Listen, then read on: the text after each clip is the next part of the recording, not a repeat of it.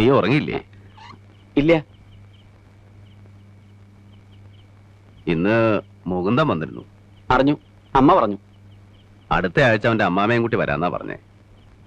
അത് വൈകണ്ടങ്ങൾ നടത്താല്ലേ? അതെ. ഞാൻ ആലോചിക്കുക, എല്ലാം കൂടെ ഒന്നിച്ചായാലോ. ചെലവ് മാത്രല്ല, ബന്ധപ്പാടും കുറയും. മിഴിച്ചു നോക്കണേ എന്തിനാ? നിന്റെ കല്യാണത്തിന്റെ കാര്യമായി പറയണേ. ഉവ്വ്, മനസ്സിലായി. അമ്മയോട് പറഞ്ഞപ്പോ അമ്മ പറഞ്ഞു നിന്നോടൊന്ന് ചോദിക്കാൻ. ഇനിയിപ്പോ എന്താ ചോദിക്കാൻ അല്ലേ? അമ്മ വേറൊന്നും പറഞ്ഞില്ലേ? ഇല്ല. ഞാൻ വേറൊരു കാര്യം പറഞ്ഞ് ഏൽപ്പിച്ചിരുന്നു. രാമൻകുട്ടി മേനോൻ സാറ് ഏട്ടനോട് ഒന്നങ്ങോട്ട് ചെല്ലണമെന്ന് പറഞ്ഞിരുന്നു. ഞാൻ അമ്മയെ പറഞ്ഞ് ഏൽപ്പിച്ചിരുന്നു. പറഞ്ഞില്ലേ? ഇല്ല. ഞാൻ പറഞ്ഞിരുന്നു. അമ്മയ്ക്ക് വിരോധമൊന്നുമില്ല, ഏട്ടനും വിരോധമൊന്നും ഉണ്ടാവില്ല എന്നറിയാം. എന്നാലും കല്യാണം എന്നൊക്കെ പറയണത് നമ്മള് വളരെ ആലോചിച്ച് പ്രവർത്തിക്കണമല്ലോ. ഏട്ടനോട് ആലോചിക്കണമെന്ന് തന്നെ ഞാൻ മേനോൻ സാറിനോടും പറഞ്ഞത്.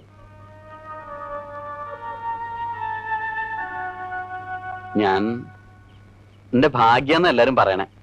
അല്ലെങ്കിൽ പിന്നെ മേനോൻ സാറിന്റെ മോളെ എനിക്ക്, അതും നമ്മളോട് ഇങ്ങോട്ട് ആവശ്യപ്പെടുക എന്നൊക്കെ പറഞ്ഞാ നമുക്ക് സ്വപ്നം പോലും കാണാൻ കഴിയാത്ത ബന്ധ. നീ എന്ത് നന്ദികേടാടാ ഈ പറയണേ? ഇക്കണ്ട കാലം മുഴുവൻ നിന്നെ സ്വപ്നം കണ്ടുകൊണ്ട് കഴിഞ്ഞൊരു പെണ്ണെ തഴഞ്ഞിട്ട് ആ ഭാഗ്യം നമുക്ക് വേണ്ട. നമുക്ക് ആ പണവും പ്രതാപവും ഒന്നും വേണ്ട മോനെ. നീ ഒരിക്കലും അങ്ങനെ ചിന്തിക്കരുത്. ചിന്തിക്കരുതെന്നൊക്കെ പറഞ്ഞാ എന്റെ ലൈഫിന്റെ പ്രശ്ന. ഏട്ടൻ അത് ആലോചിക്കണം. ലൈഫ്, ഈ ലൈഫൊക്കെ നിനക്ക് എങ്ങനെയാണ് ഉണ്ടായത്? ആ തന്തയുടെ മോളെയും വസ്തു വിറ്റ പണമില്ലായിരുന്നെങ്കിൽ ഞാനും നീയൊന്നും ഈ സ്ഥാനത്തില്ല.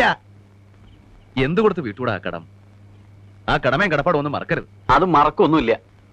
എന്ന് വെച്ച് എന്റെ ഭാവി എനിക്ക് നോക്കണ്ടേ?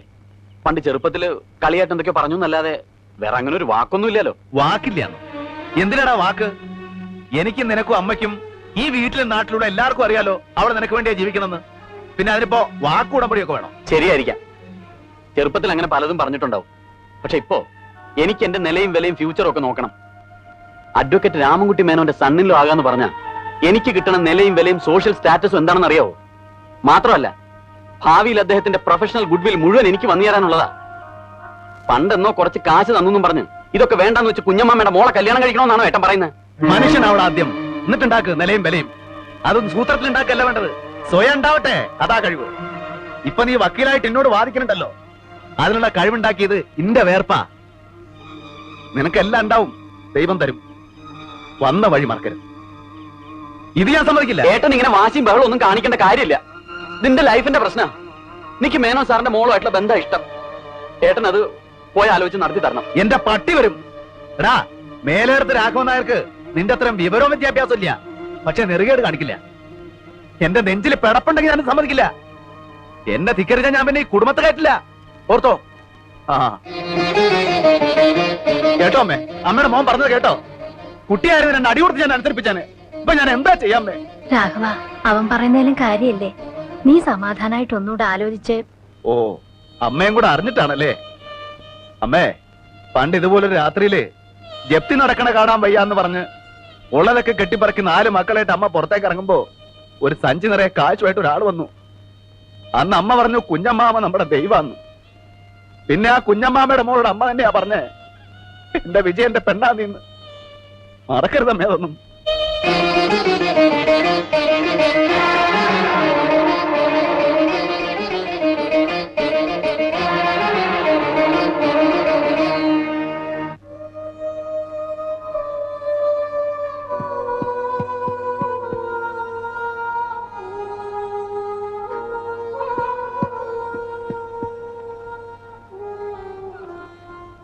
ഏട്ടൻ എങ്ങടാ പോയേ?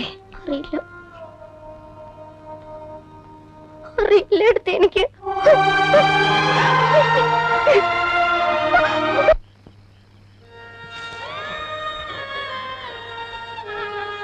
അതിന് നിങ്ങളിങ്ങനെ വിഷമിച്ചിട്ട് എന്താ കാര്യം?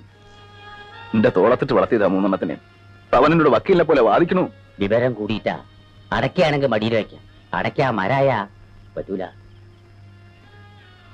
കുഞ്ഞമ്മാമോട് ഞാൻ എന്താ പറയാ? സ്ഥലത്തേക്ക പാവം നളിനി, അവളോട് ഞാൻ എന്താ പറയാ?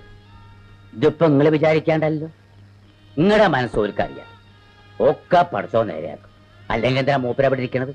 നിങ്ങൾ സമാധാനിക്ക്. എന്ത് പണിയാ രാഘവായി കാട്ടിയത്?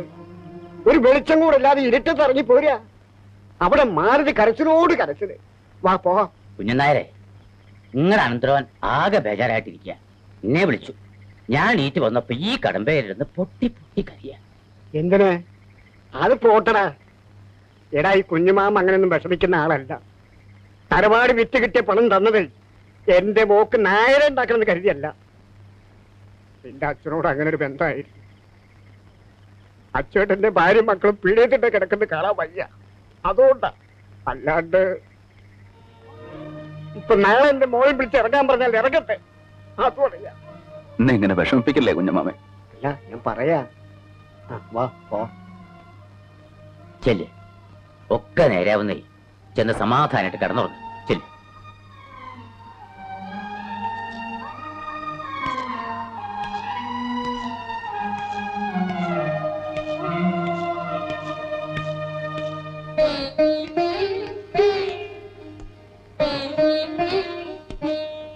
എങ്ങടാ പോയത്?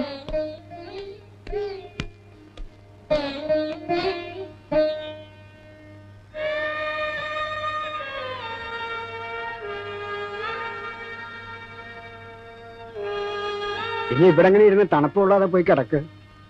കുഞ്ഞമാമ പോയി കിടന്നോളൂ. നളിനി അവളെന്ത് പറഞ്ഞു? കൊറേ കരഞ്ഞു, അല്ലാണ്ട് എന്താ പറയാ. ഞാൻ വിചാരിച്ചൊക്കെ വെറുതെയാ. എന്റെ വാക്കിന് ഒരു വിലയിലുണ്ടായി. സാരല്ല, സമാധാനിക്ക്. ഏട്ടാ, എന്റെ കാര്യം ഓർത്ത് ഏട്ടൻ വിഷമിക്കരുത്.